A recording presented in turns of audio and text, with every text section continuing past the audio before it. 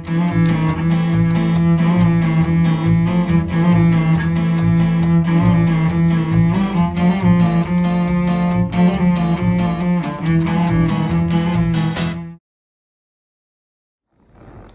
so, hello, I'm Alex. I'm Robert. And we're just going to talk a little bit about what we were doing this week, because I've been here in Edinburgh and in Glasgow working with Birds of Paradise.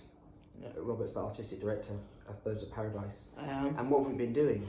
Well, we've been commissioned to write a new piece for the Edinburgh and Glasgow Children's Festival. Yeah.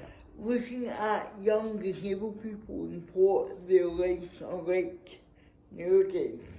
So Alex has been up helping me to do a bit of research for young disabled people and young non-disabled people, just to get a sense of where the play could go and where it might be coming from.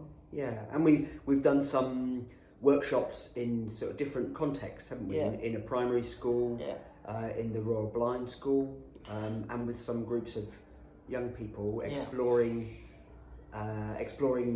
fairness, feelings about fairness and unfairness. Injustice, what injustice means as a young person and as a young disabled person. And a bit about what makes us special and how loaded being special can be. Especially in Scotland, the word special feels like it's quite a heavy word. With that.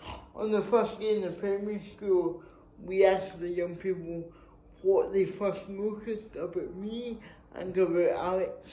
And that said a lot about how they saw us, but also about what they were willing to name. You know, like most of them said that they saw a use of wheelchair. And we're quite happy to see that.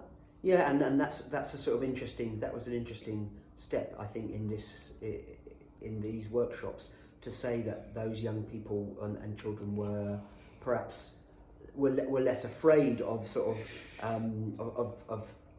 social, had less social anxiety around disability than some of the adults. Less worried about political correctness.